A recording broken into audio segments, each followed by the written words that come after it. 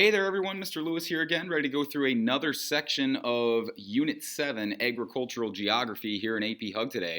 And we're going to be looking at 7.2, Rural Land Use. And we've talked about rural land before. Sometimes we refer to this as the country, or sometimes we just refer to it as farmland. And that's because rural land often is used as farmland. It's not like urban settings where there is a lot of development and most of the land is already being used for either residential or business type of settings. In rural lands, we see a lot of farming, a lot of agriculture taking place. And there's two main things that we need to discuss today. This is a rather short section, and I'll keep it brief. But we need to look at settlement patterns and survey methods. Settlement patterns refer to how humans have settled different areas, and largely it is shaped by farming practices, and also the way we settle shapes the way we farm. So it's kind of this back and forth situation. We're going to constantly see this push and pull, this cause and effect between human settlement patterns, human behaviors in general, and agricultural patterns as well. So then we'll look at survey methods, how we break down the land, who gets to use which pieces of land. We have to determine that in some way, and we talked about that a little bit in political geography with boundaries, but this is getting down to more specifics. So, with settlement patterns, there are four we need to know: clustered, dispersed, linear, and isolated. In a clustered settlement pattern, or nucleated, it's all built around some kind of centerpiece, right? Some focus area, and that would be the nucleus, so to speak. That's why we sometimes call this a nucleated settlement, and sometimes it's just referred to as clustered. It means the same thing, okay? Houses and farm buildings located very, very close to one another and sort of built around some centerpiece. A dispersed settlement is exactly what it suggests. It's dispersed. It's scattered throughout an area. These different homesteads that don't seem to have much of a pattern in terms of their relationship to one another. Linear settlements are like a long line, right? That's the word we see there, line. And that's exactly what it is. Homes are built along some type of long, narrow stretch, like a river, a canal, some type of road, or even highway in some cases, and we see this all across the world, all across the country. And then finally, isolated, which again is exactly what it suggests. It is a very isolated type of settlement that is far away from developed areas, far away from neighbors, far away from any kind of resources, which can be a problem, right? There are good and bad parts to an isolated settlement. And you can see each of those here, what they might look like. Linear, there's this long stretch, right? They're stacked right next to each other along this line here. Nucleated settlement, we have everyone built around this one structure, right? That would be sort of our focal piece there. And then over here on the left, we have dispersed. There's not much of a consistent relationship between these different settlements here. And then finally, isolated, all out by themselves over here. All right. What about each of these four? I want you to take a second, pause this video, and try to predict which of these settlement patterns are which of the four we just saw. So one of each of those four settlement patterns matches up with one of these four pictures. Okay, you're not going to use any of them twice. And I want to see if you can match them up. So take a second, pause this, and try to assign one of those four to each of these: dispersed, nucleated, linear, and then isolated. All right, let's take a look at which of these pictures represents each settlement pattern. So up here on the left, you can see we've got a lot of homes really close to one another, right? Very condensed, and then all this big farmland around them. So that would be our clustered or nucleated settlement pattern. Over here on the top right, there's really two examples of linear settlement here. We have some body of water. We don't really know what this is. Could be a canal, could be a river, could be just a coast to a sea or an ocean, who knows. But you can see that the homes are built along that coast. And then we also have this one road running along that coast, right? So you see this a lot along coastal regions. There are long stretches, highways, whatever, that run along that coast. And because of that, we have all these homes, right, built right along this same stretch. So that would be a linear settlement. Down here, we have this person kind of perched up on this giant rock by themselves, very isolated, right? Which again, might be nice for some people, but could also be dangerous if we're too far away from resources. And then over here, this would be dispersed. And you often see dispersed settlement patterns in these wavy kind of hillsides, right?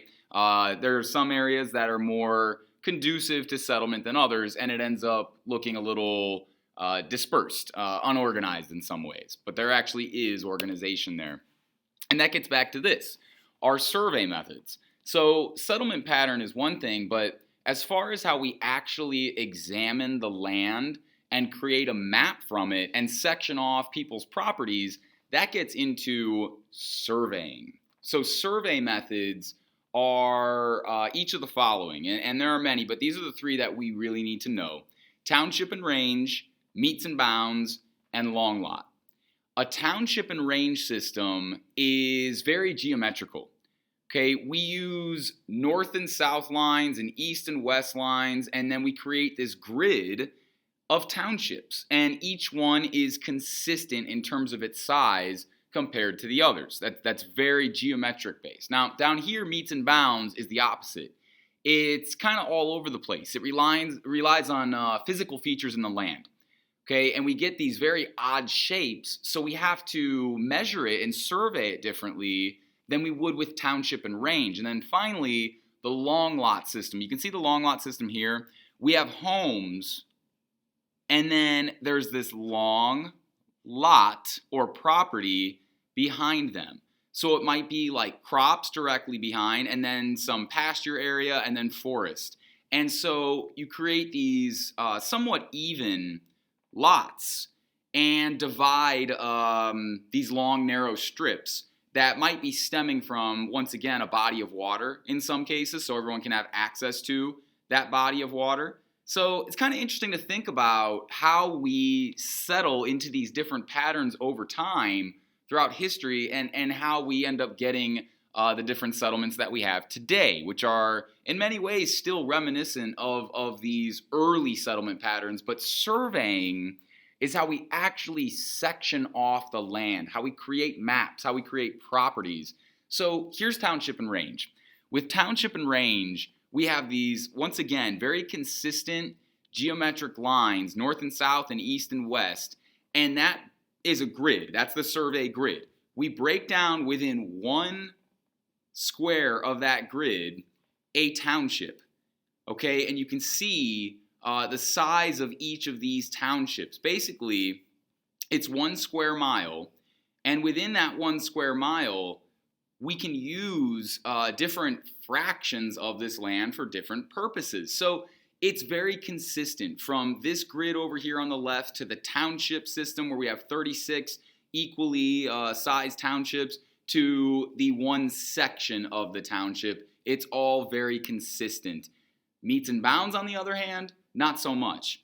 And you can think of this in one of two ways. So early on, when certain settlers were settling in the United States, property was oftentimes just sort of marked with physical features, right? Maybe the edge of a creek, a big tree, a boulder, whatever it might be. And so it wasn't like what we see with township and range where surveying is very consistent. It was very inconsistent. And so instead, we have to use in the modern day, okay, to account for these odd patterns, these odd surveying patterns that took place with the meets and bounds method, we would use compasses.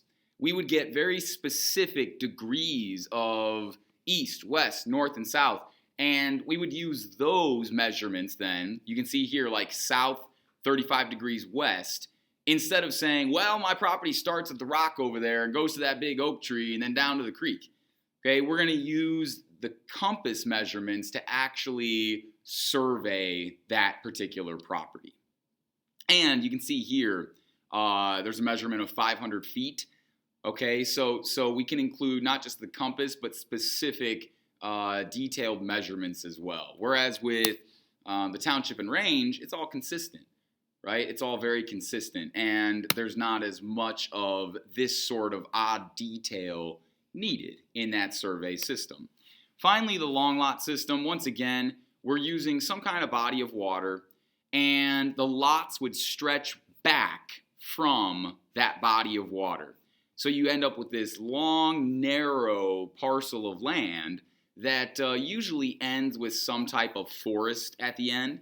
And so everyone gets a roughly fair stretch of land.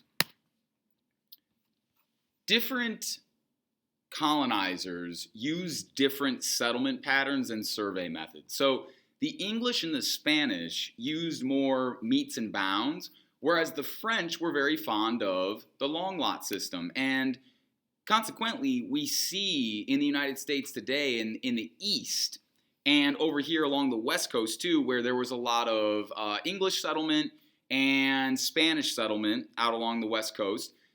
English in the East and Spanish in the West, and then some Spanish settlement in the Southeast too.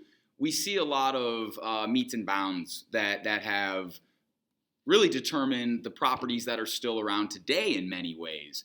And down here in the South, where there was a lot of French settlement, there is a lot of the long lot system, right? So like down here in Louisiana, for example, the long lot survey system is almost half of the state, it looks like there, right? So very important as you get into these southern areas. And another reason for that is you have all of these rivers that are flowing down to the Gulf of Mexico, right? Well, as we mentioned, the long lot system is very good for riversides and was often used along riversides. So that's why we see a lot of the long lot survey system still used today in some of these regions down south along the Gulf of Mexico. This big yellow area is mostly township and range. When we get out to the Midwest and really the far west, the northwest, right, into the Great Plains area, even into the Rockies, a lot of township and range is used. And quite frankly, as we started to expand west as a country, it was much easier for some of these giant, very flat states in many cases, until you get to the Rockies, of course, to use this township and range system. And then even when you do get into the Rockies, some of these areas are not as densely populated as out east, right? So we can cover large swaths of land, large territories, using this township and range system. It's much more efficient, much quicker, much easier, and that's why the federal government, as we expanded out west, tended to use that township and range system in these sort of newer states compared to the states out east. And of course, that's why we see a lot of land out in that region of the country devoted to farming today. So in the Midwest, specifically in the Great Plains area here, before you hit the Rocky Mountains, these counties, this is filled in by county actually, in a choropleth map, the ones that are in this dark green color use 80 to 100% of their land for farming. Pretty incredible. So a lot of counties, you guys, farming is everything. It's not just big business, it is the business. And that's another reason that it makes it easier to use that township and range system out in these areas. All right, that is it for section 7.2. Thank you so much for tuning in. You all enjoy a wonderful weekend, get some rest, and we will pick back up with Unit 7 on Monday. All right, so long.